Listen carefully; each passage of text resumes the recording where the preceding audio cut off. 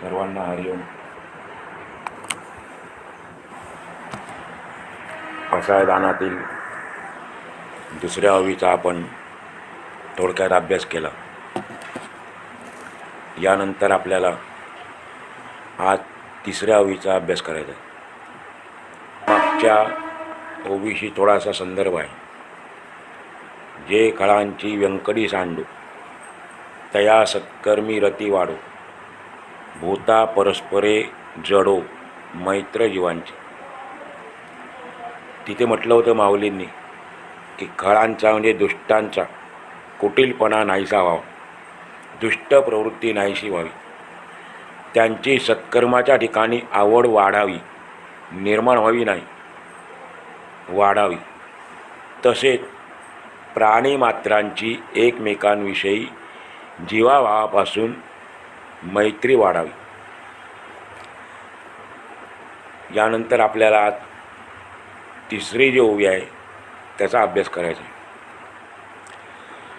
दुरितांचे तिमिर जाओ, विश्वस्वधर्मे सूर्ये पाहो, जो जे वांछील तो ते लाहो, प्राणिजात.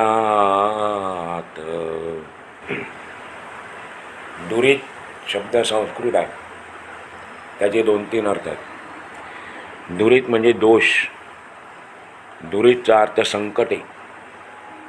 दुरित म्हणजे पाप, दुष्कृत्य. तिमिर शब्द आपल्या थोडा परिचयाचा आहे. तिमिर म्हणजे अंधार, काळो. स्वधर्म त्याचा अर्थ आहे स्वतःचे कर्तव्य, आपले स्वतःचे कर्तव्य, किंबहुना माझे कर्तव्य. पाहो म्हणजे शब्दशः अर्थ घ्यायचा नाही तर पाहो म्हणजे उजडो. उजडो जसं आपण रोज दिवस उजाडला तसं ते क्रियापद आहे. पाहो म्हणजे उजडो. ढवळून निघो, ढवळून निघो असा त्या काही विशेष शब्दांचा अर्थ आहे. वांछील म्हणजे इच्छा करील, अभिलाषा करील असा वांछीलचा अर्थ आहे.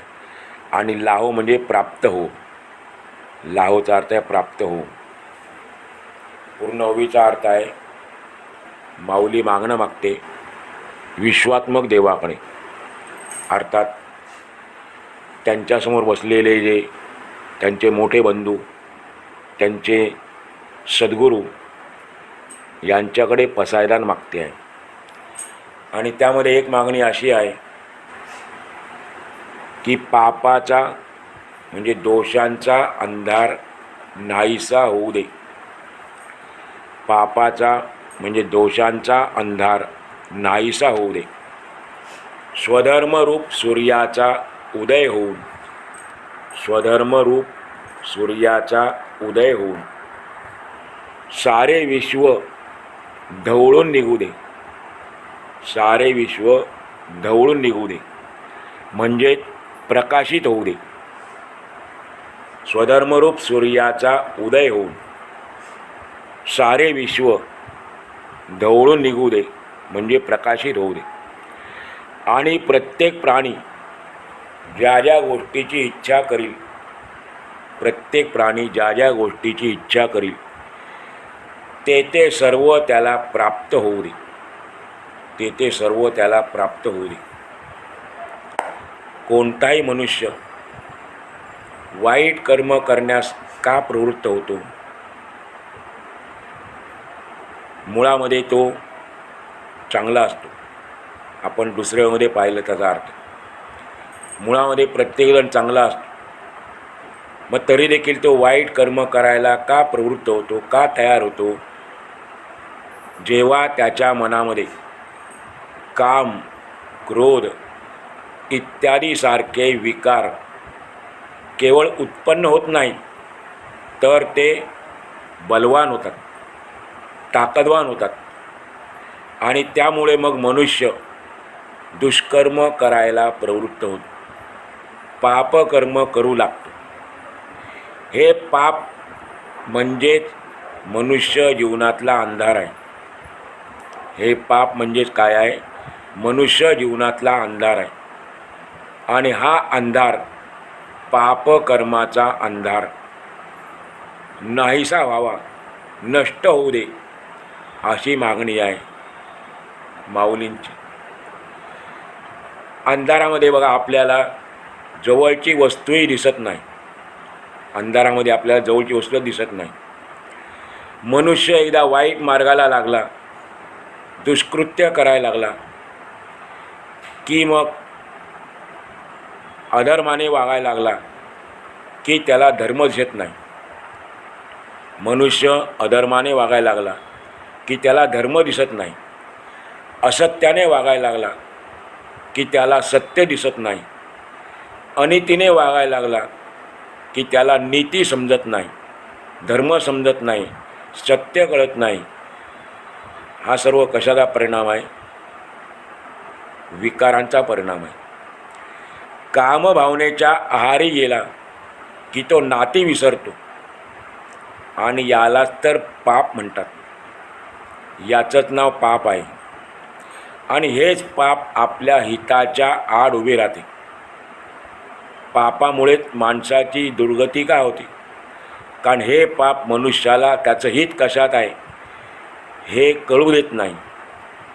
आणि आपले हित कशात आहे हे न समजणे, हे लक्षात न येणे म्हणजेच पाप आहे.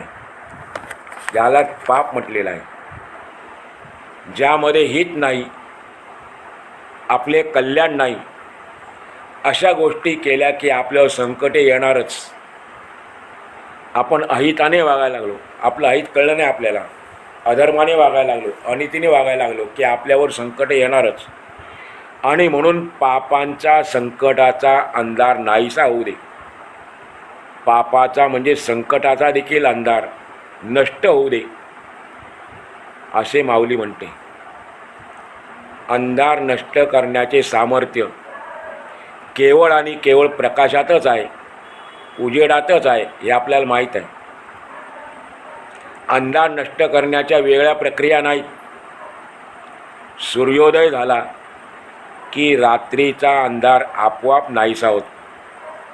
सूर्योदय झाला की रात्रीचा अंधार आपोआप नाहीसा होत. त्याच्यामध्ये तेवढी शक्ती आहे, तेवढी ताकद आहे. सूर्याच्या एका प्रकाशाच्या अणूमध्ये तेवढी शक्ती आहे, ताकद आहे. त्याच्याकरता सूर्याला काही वेगळं करायला लागत नाही. तो अंधारा म्हणत नाही की मी आता येतो आहे, तू बाजूला हो. तो झाला, सूर्याचा उदय झाला, सूर्याचा प्रकाश पडला की अंधार आपोआप निघून जातो. मग आपल्या प्रश्न वाढेल की रात्री कुठे सूर्य असतो, रात्री अंधार असतो. पण त्याच्याकरता देखील आपल्या घरामध्ये जी वीज आहे, त्या विजेचं जे बटन आहे, ते बटन आपण दाबल्यानंतर किती वेळ लागतो आपल्याला अंधार बाहेर राहायला आणि उजेड पडायला? एक क्षण देखील लागत नाही. विजेचं बटन देखील आपण दाबलं की लगेच अंधार नाहीसा होतो आणि प्रकाश आपल्याला दिसतो, उजेड पडतो. दुरिताचे तिमिर जाओ म्हणजे माऊलींना काय म्हणायचे? जगातील पाप, जगातील संकटे नष्ट होऊ दे. त्यासाठी आपण काय केले पाहिजे? जसा या जगातील अंधार सूर्य उगवल्यानंतर नष्ट होईल, तसा पापाचा अंधार कधी नष्ट होईल? कोणता सूर्य उगवल्यानंतर होईल? स्वधर्मरूपी सूर्य उगवल्यानंतर. माऊली म्हणतात स्वधर्मरूपी सूर्योदय झाल्यानंतर पापाचा अंधार नाहीसा होईल. जगातून पापाचे साम्राज्य निघून जाईल. कधी? स्वधर्मरूपी सूर्योदय झाल्यानंतर. मग स्वधर्म म्हणजे तरी काय आहे? तर स्वधर्म म्हणजे जीव म्हणून जन्माला आलेल्या, जीव म्हणून जन्माला आलेल्या प्रत्येक प्राणीमात्राचे कर्तव्य, याला म्हटलेलं आहे स्वधर्म. स्वतःचे कर्तव्य माझे कर्तव्य, जन्माला आलेल्या प्रत्येक प्राणीमात्राचे कर्तव्य म्हणजे स्वधर्म. प्रकाश संश्लेषणाद्वारे अन्न निर्मिती करणे, प्रकाश संश्लेषणाद्वारे अन्न निर्मिती करणे हे वनस्पतीचे कर्तव्य आहे. तर मृत प्राणी वनस्पतींचे विघटन करणे, मृत प्राणी मृत वनस्पतींचे विघटन करणे हे सूक्ष्म जीवांचे कर्तव्य आहे. मनुष्य जातीचा विचार केला तर अध्यापन करणे म्हणजे शिकवणे हे शिक्षकाचे कर्तव्य आहे. योग्य उपचार करून आजारी माणसांचे प्राण वाचवणे हे डॉक्टरांचे कर्तव्य आहे. त्याचप्रमाणे राज्यव्यवस्था सुरळीतपणे चालवणे हे राज्यकर्त्यांचे कर्तव्य आहे. याला नाव दिलेलं आहे स्वधर्म. असं स्वतःचा धर्म म्हणजे माझा धर्म मी समजून घेतला पाहिजे, असं या ठिकाणी सांगायचं आहे माऊलींना. आणि जगाचा पसारा जो आहे तो व्यवस्थितपणे चालवायचा असेल तर प्रत्येकाने आपली जबाबदारी ओळखून, जगाचा पसारा व्यवस्थितपणे चालवायचा असेल तर प्रत्येकाने आपली जबाबदारी ओळखून आपल्याला नेमून दिलेले कर्तव्य कर्म व्यवस्थितपणे, प्रामाणिकपणे, सचोटीने करायला हवे. प्रत्येकाने आपल्याला दिलेलं कर्म जे आहे, कर्तव्य कर्म, नेमून दिलेलं कर्म आहे, ते अगदी व्यवस्थितपणे, प्रामाणिकपणे, सचोटीने करायला पाहिजे. प्रत्येकाला अशा रीतीने स्वधर्माचे, स्वकर्तव्याचे ज्ञान झाले, स्वधर्माचे भान आले की तो स्वतःचे कर्तव्य योग्य रीतीने बजावत राहील. ज्या वेळेला आपल्याला प्रत्येकाला स्वधर्माचे म्हणजे स्वकर्तव्याचे ज्ञान होईल, स्वधर्माचे भान येईल, त्यावेळेला आपण प्रत्येकजण आपलं कर्तव्य कर्म योग्य रीतीने करत राहू आणि मग आपोआपच मनुष्याचा पापाचरणाकडे ओढा कमी होईल. जर अशा रीतीने प्रत्येकाने आपलं कर्तव्य कर्म केलं तर आपोआपच मनुष्याचा पापकर्म करण्याकडे जो ओढा आहे, जो कल आहे, जी प्रवृत्ती आहे ती नष्ट होईल, कमी होईल. म्हणून माऊली म्हणते, विश्व स्वधर्मे सूर्ये पाहो. स्वधर्माचे ज्ञान आणि स्वधर्माचे आचरण नुसतं ज्ञान नाही, ज्ञान तर प्रत्येकाला आहे, पण ते कधी ज्ञान फळाला आलं असं म्हणूया आपण. ज्या वेळेला मला झालेलं ज्ञान त्याप्रमाणे मी आचरण करेन, मी वागेन, त्यावेळेला त्या ज्ञानाचा उपयोग झाला असं म्हणता येईल. म्हणून स्वधर्माचे ज्ञान आणि स्वधर्माचे आचरण दोन्ही गोष्टी महत्त्वाच्या आहेत. हाच सूर्योदय माऊलींना अपेक्षित आहे. आपला जो धर्म नाही, आपलं जे कर्तव्य नाही, त्याचे पालन करणे म्हणजे परधर्म. आपला जो धर्म नाही त्याचे पालन करणे म्हणजे परधर्म. गीतेमध्ये भगवान म्हणाले, स्वधर्मे निधनम श्रेयः परधर्मो भयावहा. दोन्ही धर्माची व्याख्या केली. स्वधर्म काय आहे आणि परधर्म काय आहे. स्वधर्म श्रेष्ठ काय आहे, श्रेय म्हणजे श्रेष्ठ काय आहे. भगवान सांगतात, स्वधर्माचे आचरण करीत असताना मृत्यू जरी आला तरी चांगले, श्रेयस्कर आहे. निधनम आपण शब्द वापरतो व्यवहारामध्ये सुद्धा. आणि म्हणून स्वकर्तव्याचे आचरण करीत असताना मृत्यू आला तरी चांगले, श्रेयस्कर आहे. पण परधर्म, दुसऱ्याचा धर्म, दुसऱ्याचे कर्तव्य हे केव्हाही भयावह आहे. म्हणून माणसाने परधर्माचे आचरण करू नये. मग धर्म कसा ओळखायचा? धर्म ओळखायचा कसा? प्रत्येकाचा धर्म ज्याच्या त्याच्या जन्मापासूनच त्याच्या सोबत करीत असतो. धर्म ओळखायचा कसा? प्रत्येकाचा धर्म ज्याच्या त्याच्या जन्मापासूनच सोबत करीत असतो. बाई ही बाईच असते, बाई ही बाईच असते. पण ज्या क्षणी ती आई होते त्याच क्षणी तिचा मातृधर्म प्रकट होतो. ज्या क्षणी एखादी बाई आई होते म्हणजे तिच्यामध्ये मातृत्व येतं, त्याच क्षणी तिचा मातृधर्म प्रकट होतो आणि त्याचे आचरण करणे तिच्याकडून अपेक्षित असते. पण जर ते सोडून इतर कोणत्याही गोष्टीचा तिला मोह झाला तर तो परधर्म म्हणजे त्याला पापाचरण म्हटलेलं आहे. त्याचंच नाव पापाचे आचरण असा स्वधर्माचा एक अर्थ आहे. दुसरा एक अर्थ आहे स्वधर्माचा, दुसरा अर्थ आहे आत्म्याचा धर्म. माऊली सांगते, विश्व स्वधर्मे सूर्ये पाहो, म्हणजे संपूर्ण विश्वाने आत्म्याचा धर्म पाहावा. संपूर्ण विश्वाने आत्म्याचा धर्म पाहावा. जेव्हा आत्म्याचा धर्म प्राप्त होतो म्हणजे आत्मसाक्षात्कार होतो. थोडं आपण सोपं करूया. आत्म्याचा धर्म म्हणजे काय? तर जेव्हा आपल्याला आत्मसाक्षात्कार होतो तेव्हा आपोआपच आपल्या इच्छा शुद्ध होतात. त्यावेळेला आपल्या इच्छा आपोआपच शुद्ध होतात आणि शुद्ध झालेल्या इच्छा परमेश्वराला सुद्धा मान्य होतात. ज्यावेळेला आपल्या इच्छा शुद्ध होतात, पवित्र होतात, त्यावेळेला त्या भगवंताला देखील मान्य होतात. जेव्हा आपल्याला आत्मसाक्षात्कार होतो तेव्हा सर्व वाईट इच्छा आपोआपच गळून पडतात. मनामध्ये आपल्या वाईट इच्छा येतच नाहीत आणि जे चांगले आहे तेच करण्याची इच्छा शिल्लक राहते. जे चांगले आहे तेच आचरणात आणण्याची प्रवृत्ती आपल्यामध्ये निर्माण होते. आणि म्हणून म्हटलेलं आहे, विश्व स्वधर्मे सूर्ये पाहू. माऊली पुढे मागणी मागताना म्हणतात, जो जे वांछील तो ते लाहो.